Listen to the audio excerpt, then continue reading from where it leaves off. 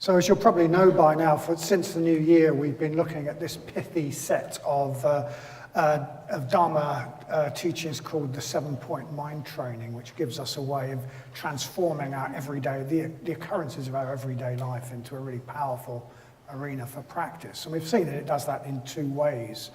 On the one hand, it gives us opportunities to transform the inevitable suffering, discomfort, pain that we experience in our lives into a way of connecting to others, rather than as it usually is, something that cuts us off from others.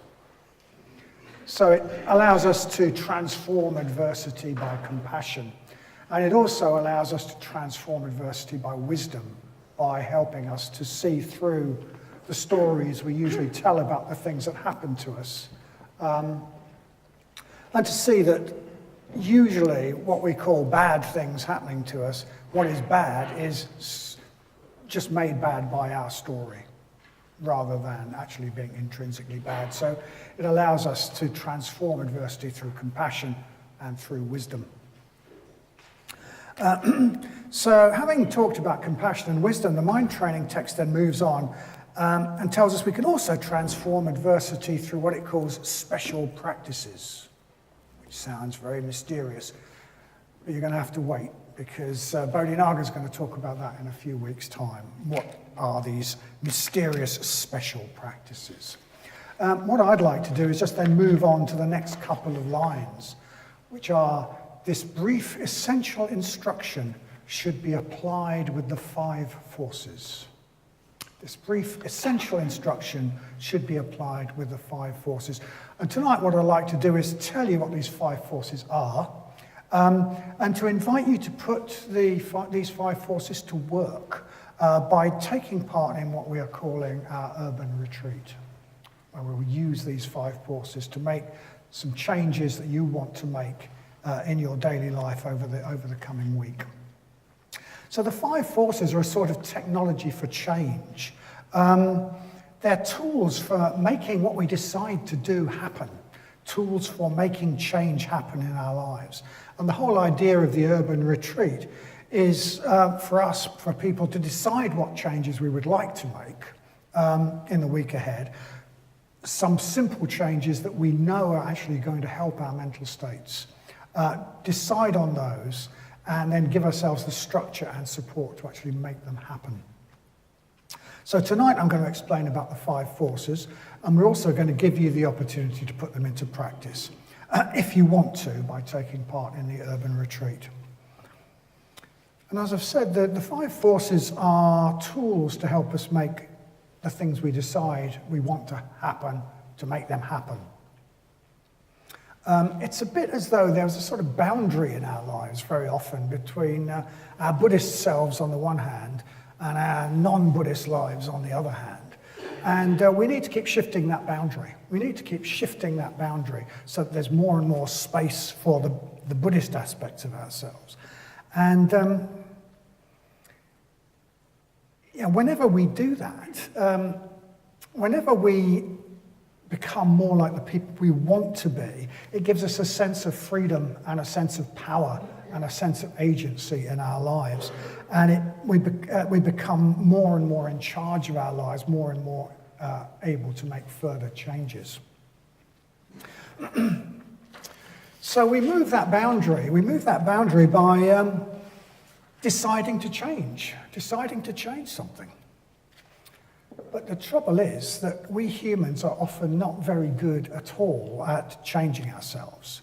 We have an idea of the person we want to be, and sometimes we make a resolution to be more like that person.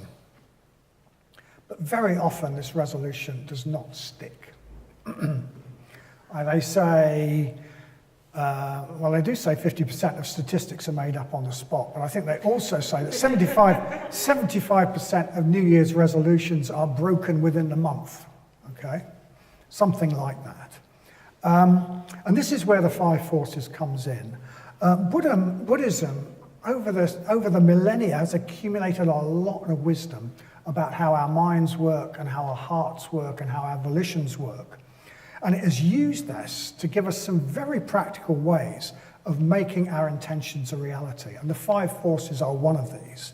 They're a traditional way of helping us to do that. We could use the 5 forces as a technology to help us to achieve anything we want to achieve. Anything skillful we want to achieve, please. Anything skillful we want to achieve.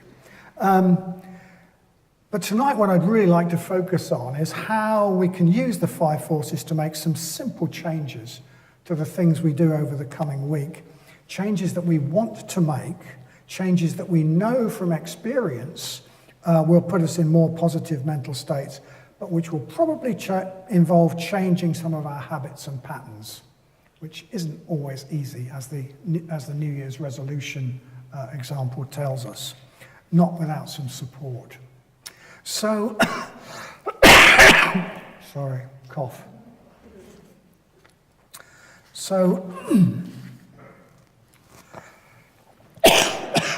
what I'd suggest you do is, you might want to be thinking, what changes would I like to make over the coming week? What would I like to do that's a bit different, that I know is going to help me?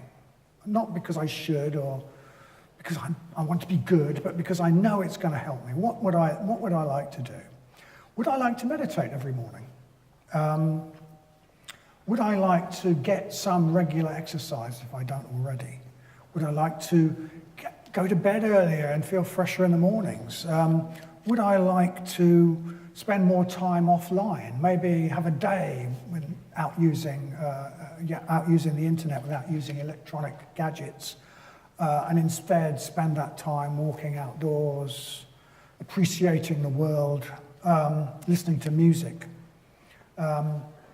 Or is there one of the slogans we've been talking about over the last few weeks? Is there a mind training slogan that I'd really like to just take on, really fully keep in my mind, keep at the forefront of my mind over the coming week?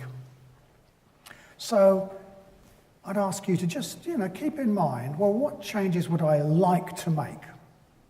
What are some changes that I'd like to make that I know actually are going to make me feel happier? Don't be too ambitious. Making a change in 3 or 2 or even just one thing would be enough. Far better than trying to have so many changes that none of them actually come to anything. And make it specific. Make it specific. Much better to decide, I'm going to do the Metavavana 4 times this week than I'm going to respond with love and compassion to all beings this week. The first might happen, and you'll know it's happened, and it might eventually lead to the second, but the second is just waffle. So try and make it specific.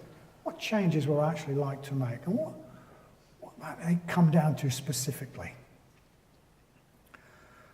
So keep that in the back of your mind, and we'll revisit the changes you might want to make in small groups later.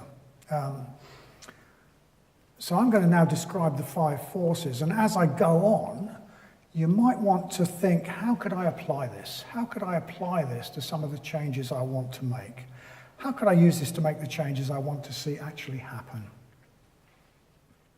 Okay, so what are these mysterious 5 forces that I've been calling the technology of change? Well, the first of these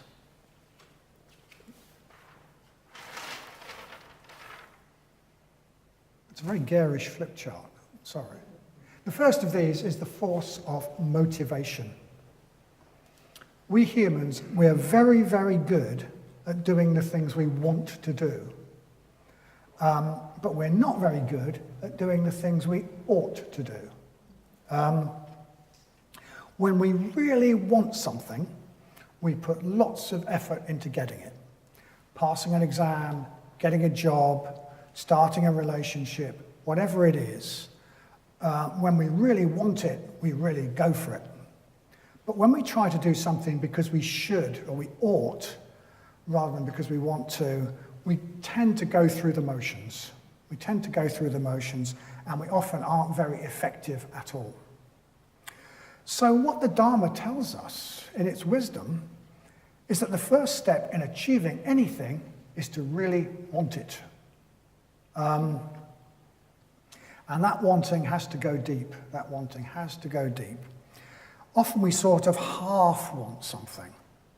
Part of us does. We haven't really become conscious of it. And when this happens, we aren't very consistent in the way we try to make that thing happen. But when we really want something, through and through, then we go for it, and then we take some stopping. So our first step in achieving anything, and our first step in putting our urban retreat precepts into practice, is to really want to do it.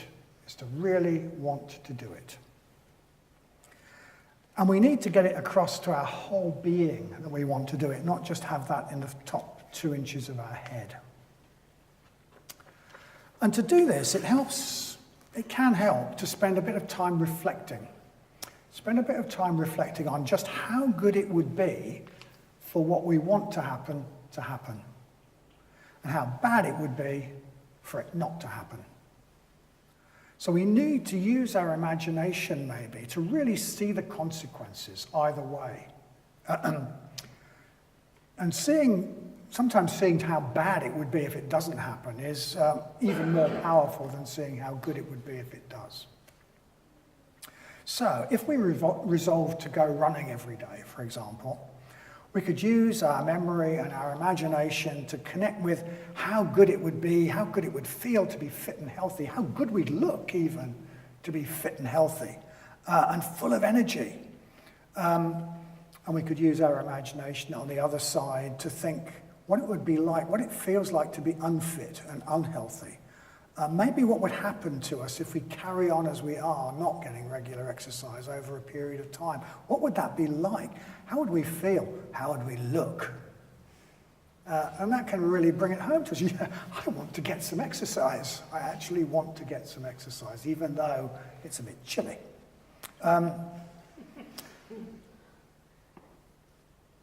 So yeah, if we want to take on to meditate every morning, we could remember what a difference that makes, what a difference it makes to our states of mind, what a difference it makes to our relationships when we've done that, how it makes us much more the person we want to be, how it's reflected even in the way we look, how we feel much better about ourselves when we're like that. And we could also connect with just how deflated we will feel if we make that decision and then go back on it. Just how disappointed in ourselves we're going to feel if it just turns into another resolution we didn't keep. So that's the first aspect of the force of motivation, to make something happen, to make the things happen that we might want to do in this urban retreat over the week. To really make it happen, we really need to want to make it happen.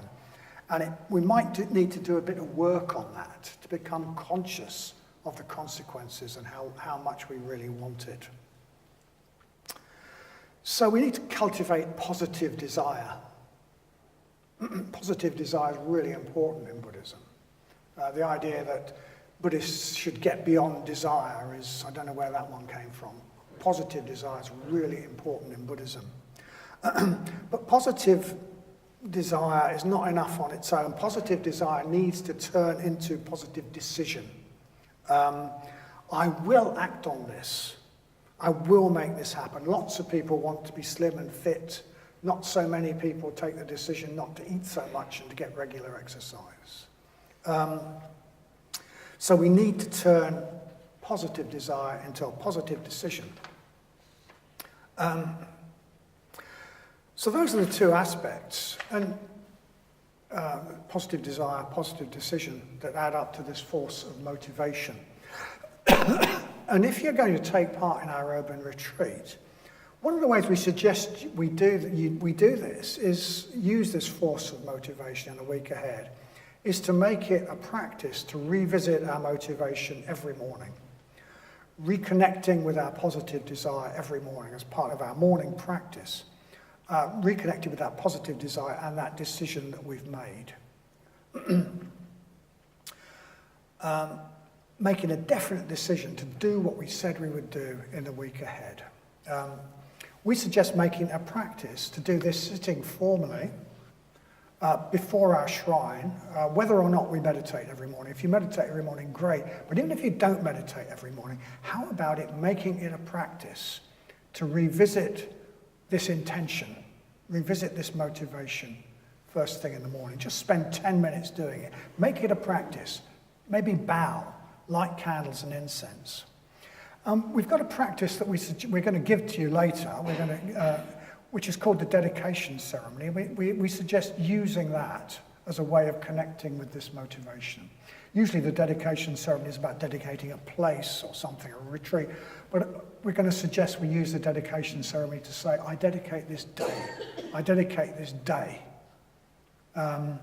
and take that intention forward through the day. A day in which we don't in the morning really revisit our intention to actually be a Buddhist that day can often be a day when we're not a Buddhist. So that's the first of our forces, and we suggest that you connect with that using this practice in the morning. And also spend a little time reflecting on how good it would be to make this happen. But the second of our 5 forces is it's called the force of familiarization. I've got it down as familiarity here. That's a mistake. The force of familiarization. Even when we genuinely want to do something, and even when we've made a firm decision to do it, that still isn't enough. We need to keep that decision in mind amidst the hurly-burly of everyday life. Often we're distracted and dispersed, and because of that, we've got minds like sieves. Stuff just falls through. So we need to find ways to keep our decisions in mind, to stay mindful of them throughout the day. Mindfulness has become very fashionable over the last few decades, I suppose. But a really important aspect of mindfulness in Buddhist practice is something called Sampajanya, which gets translated as continuity of purpose. And we need that mindfulness. We need continuity of purpose to take our decisions into action. That means we keep our objective in mind, we keep going for it, we don't allow ourselves to be blown off course by events or by our own moods and our own reactions. So to put our resolutions into practice, we've got to maintain Sampajanya. We've got to maintain this sense of continuity of purpose. We need to make our mind, if you like, so familiar with our decision that it's always there. It's always there in the background of our mind. Our mind is really familiar with it, and so that it influences the way we behave. And a really practical way to keep, as it were, keep our mind familiar with our decisions is to use what we're going to call reminders, to use reminders. These can take all sorts of forms. And again, it's quite traditional. People might chant something when they're brushing their teeth. They might chant something when they're having their breakfast, whatever. Well, we can take all sorts of forms. Strategic post-it notes. If one of the things you want to get beyond is road rage, well, how about something on your mirror? Strategic post-it notes, Buddha images at work, alarm calls that say, hey, remember, you're on retreat. We're going to suggest you might buddy up with somebody, sorry to use a horrible phrase, and, messages from your Dharma buddies. You could wear special clothes. You could choose to wear purple all week, put on a special ring or a pendant or whatever. And later in the groups, we'll give you a chance to plan some reminders for yourself, to keep this decision in mind, keep our mind familiar with it so that it actually has an effect. So that's the second of our 5 forces, the force of familiarity. We could call it the force of mindfulness. And the third of our 5 forces is traditionally called the force of the white seed, which sounds very mysterious. And traditionally, this white seed meant a good action that we undertake, like making a large gift, which would bring us a lot of what is traditionally called merit. And then dedicating that merit to the success of our enterprise or to the success of our our resolution. And this idea of merit's very, very important in many traditional schools of Buddhism. The idea that positive actions bring merit, which can almost be stored up like riches in the bank, and they can be spent in order to make something positive happen, or they can be given away to others freely. It's not an idea that's probably very popular with Western Buddhists, but it does point to a certain spiritual truth, which is that positive actions bring what we might call positive karma. They give us spiritual weight, spiritual momentum, heft. They create a sort of positive spiritual current in the depths of our being, which we can use. And you could see this as a sort of wealth that we're creating. And this wealth can be used to bring positive things about. So if that works for you, you could see the white seed in that way. Do something positive, do something really positive, like making a big gift and dedicate that merit to the success of your urban retreat, of our urban retreat. Or for whatever else you want to make happen at any time. That is a really good way of seeing it if you can relate to that. And if you would like to make a large gift to the Buddhist Center, we're all ears.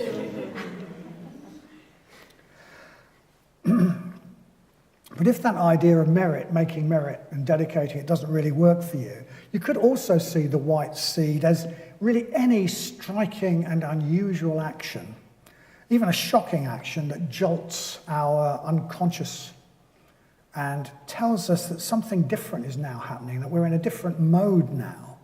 Now we're going to do something different. We use that horse and rider analogy to talk about our conscious mind and our depths, with the horse being the sort of depths, and in a way it's sending a message to the horse. I think one example I experience of this, and many people do, is going on solitary retreats. So order members will go on we're recommended to go on solitary retreats. We take ourselves off to some quite remote place, have absolutely no input for 2 weeks or more, and it all sounds like, how am I going to do that?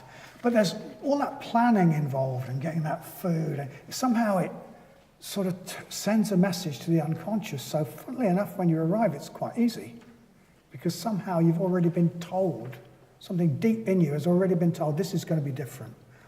If we just went without thinking about it, we'd probably think, well, where's the telly? I can't believe it, this place hasn't got any internet. But we feel quite different about it because somehow a message has been sent to our depths. The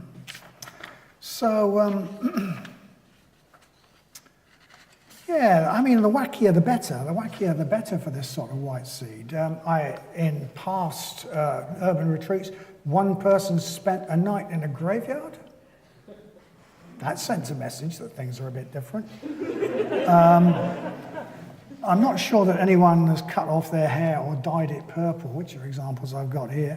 But Amoghanathar did actually paint his fingernails pink, which presumably sent a message that this is a bit different, and also served as a reminder, because every time he looked at his hands, he remembered he was on an urban retreat. So white seeds can also be a reminder. We could also see the white seed. It could also be an action that presupposes the success of what we're about to do. So the quitting smoker throws away the ashtrays and the lighters. The aspiring newbie runner buys shorts and shoes. What I'm going to really suggest here is, if you haven't got a shrine in your house, make a shrine. Make making a shrine your white seed, and then do your morning practice in front of that shrine. If you've only got a little shrine, make a big shrine. Remake your shrine, make a beautiful shrine. That's quite a powerful white seed. It expresses quite a strong intention, and it's sitting there right in your living space. So make a shrine, maybe, if you haven't got one already, or make a bigger one. So that's the force of the white seed. Then we get the force of destruction. It's sometimes traditionally called the force of destroying demons. The force of destroying demons. Sounds a bit Hammer horror, but what it really means is thinking of what will derail us. What's going to get in the way? What's going to derail us and having strategies in advance to deal with those obstacles. In any enterprise, we need to do that, and we also need to do that with any resolutions we make. So if we want to succeed in anything, we need to ask ourselves what situations are likely to come up that will blow us off course. And also maybe, what is there about me that's likely to blow us off course? And we need to be aware of these in advance and be prepared.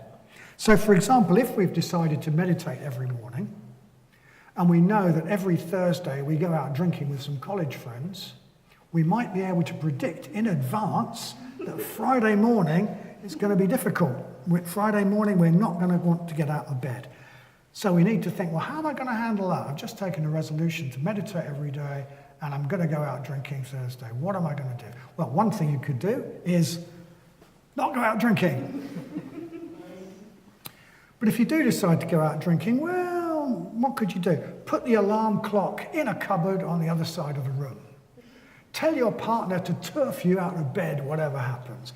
There needs to be a strategy in place. There needs to be a strategy in place to deal with this thing that you know is absolutely going to happen. So think about that. What's going to get in the way? Excuse me. So the last of our 5 forces is traditionally called the force of aspirational prayer. This might sound weird and off-putting to you. When we first did an urban retreats were invented in Sheffield. When we first did one, we were very, very dubious about this. We thought, well, maybe we'll have the 4 forces.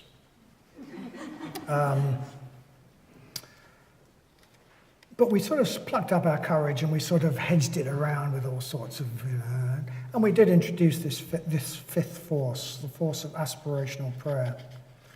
We nearly left it out, but then we were really surprised when we got feedback after the retreat that many people found it the most powerful of the forces.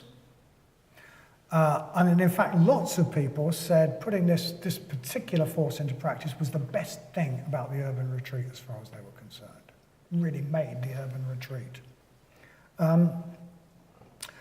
So what's it all about? What is this force of aspirational prayer all about? Well, it can be difficult for us as we are now to change us as we are now. We behave as we do now because at some level this is what we want to do. This is the person we are, and we express it in the way we live.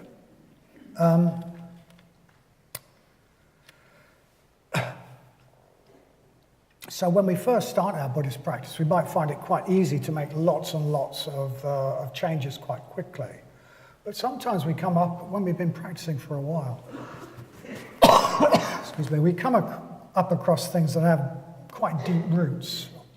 I have an allotment, so I have a gardening analogy for this. When you first take on a new allotment or a new garden, there are probably some beds that are, they've only got a few weeds in with shallow roots, and you quickly dig those up and plant things, and hey, immediate reward. And that's often what it's like when we first start practicing.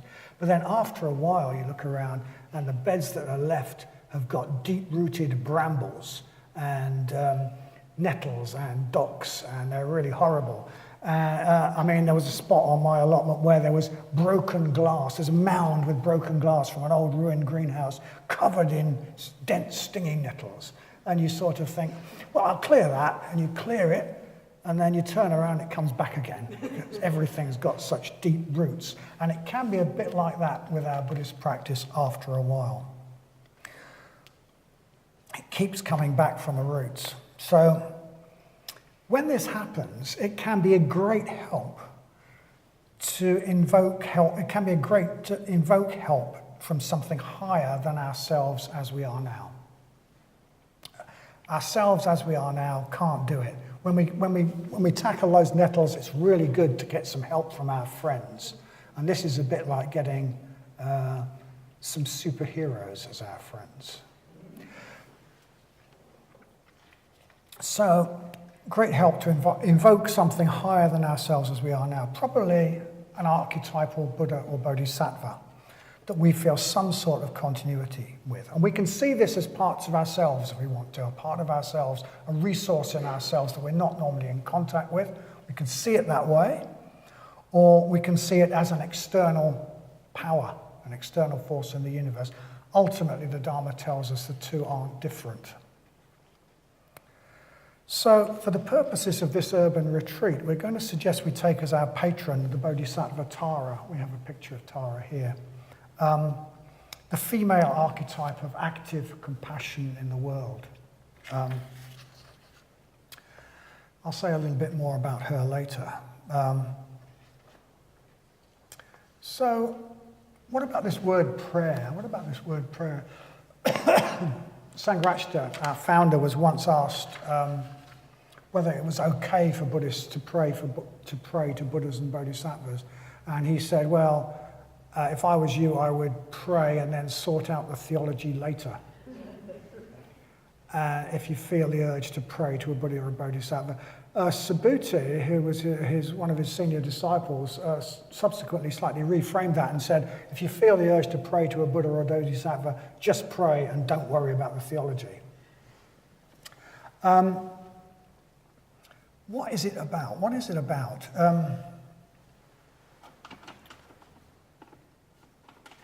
What does prayer actually mean? It's a way of focusing our positive emotion and our positive volition. That's what we're doing. We're really focusing on our positive volition. We're a bit like the Metta Bhavana. Metta Bhavana is like prayer. May this person be happy. I really want this person to be happy. I really want this to come into existence, and I'd like some help with that. I'd like some help from the forces of the universe. Focusing our positive volition and aligning and reinforcing that positive volition with something stronger than our own willpower. That's what it's all about. So I would suggest don't be afraid of that. Don't be afraid of invoking something higher than ourselves. And chanting mantras can be a really good way of putting us in touch with something beyond our usual self. We can do that out loud, or we can do it silently in our head. And as we chant, we can focus on our desire, on our positive desire, perhaps our desire to put our precepts for the retreat into practice, and even ask for help. And chanting a mantra can be something that we do in the morning. It can be something we do at different times during the day to reconnect us with our aspiration on the bus or wherever we are at any spare moment. So as I said, we've chosen Tara as our archetypal figure, and you could use the Tara mantra. So before our meditation this evening, if you don't know the Tara mantra, but even if you do, before our meditation this evening, we're going to do a sort of revised dedication ceremony to dedicate ourselves to this retreat and also chant the Tara mantra together. So I'd really recommend that you stay for that. I'd really recommend that you stay for that meditation, take part in that mantra chanting, see where it takes you.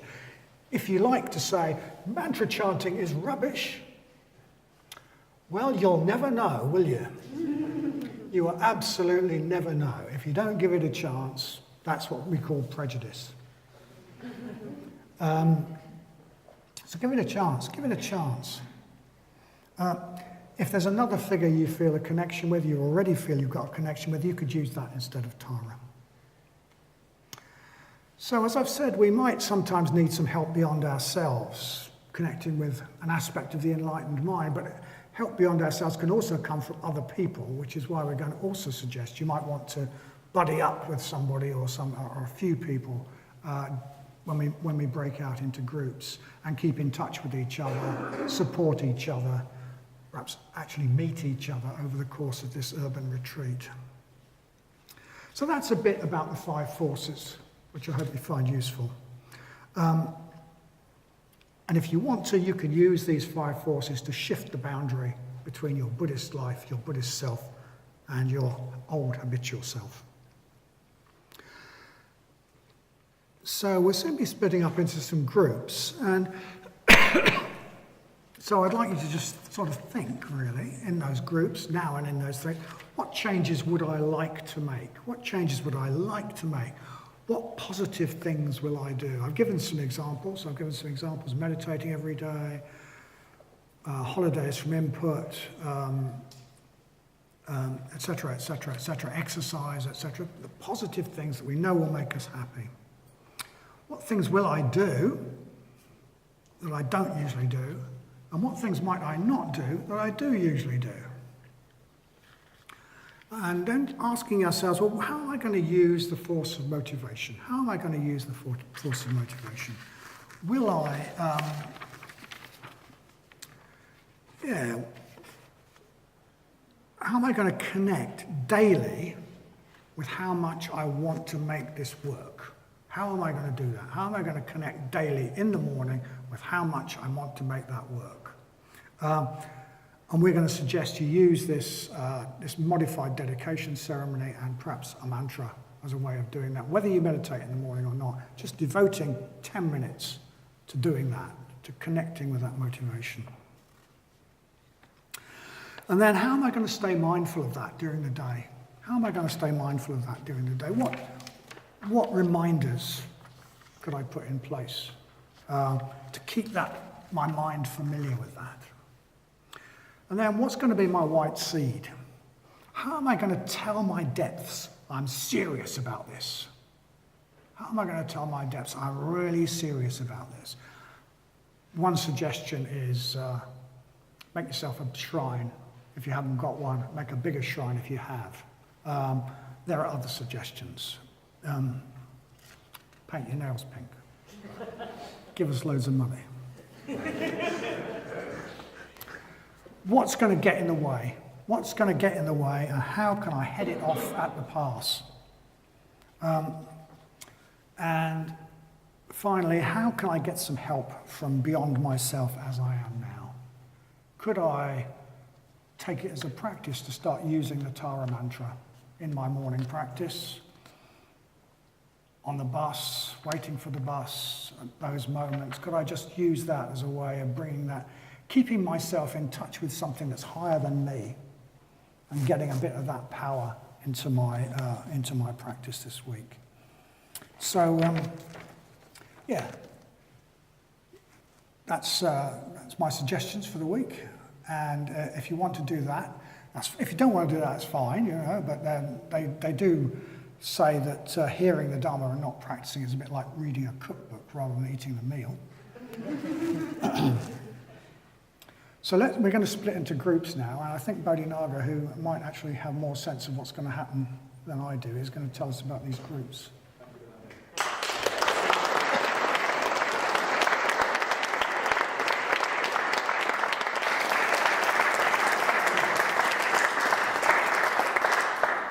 Yeah, so the urban retreats were started in Sheffield a number of years ago by Vadanya and by Tara, and now are practiced across the world in tree rightness. So so we're going to have a go. We're going to go into our groups, and we're going to look at what we might take on in the week ahead, some small manageable things. And we've got some resources. We've got like an urban retreat pack for you. Mochitara's pointing at me, so on the floor over here, that's great. We've got 3 bits of paper and a card. So if you've been coming regularly to Sangha night, you might have been collecting the cards from the 7-point mind training. We've got a card with an image of Tara and the mantra on the back. And these will be for your group leaders, will be able to distribute these. We've actually got a copy of the translation of the text, which is very exciting, of the 7-point mind training that we've been studying. So that's one of the bits of paper that you'll receive. And one of the reminders you can take on, which could be helpful, is to have a slogan. So mind training uses slogans. So you might want to choose one of the mind training slogans to remind you of your intentions for the week ahead. Or you might think of your own slogan that you can put on your post-it note or on your screensaver. So we'll have the mind training text as a bit of paper. We'll also give you a copy of the dedication ceremony, which was suggesting that you might want to chant each day to connect with your intention. And we'll be chanting that, reciting that before the meditation later. And lastly, you've got a little kind of sheet to fill out with information about the 5 forces on one side, and on the other side, your intentions for the week ahead, and then how you're going to use the 5 forces to see that through. So your group leaders will be able to help you with all of that, and as Vadanya said, it's entirely up to you whether you how formally you want to take this on. But yeah, hopefully lots of us will give this a go. So let's go into the usual groups to start off with. We'll have, if you recently, most recently started coming to Sangonite from the introductory course back in January. Oh no, yeah, it would have been back in January. So that'll be in the green room as usual. Mixed groups starting off in the red shrine room, men's groups in the bookshop, women's groups up here. And we'll probably then from there break off into some smaller groups still. Good.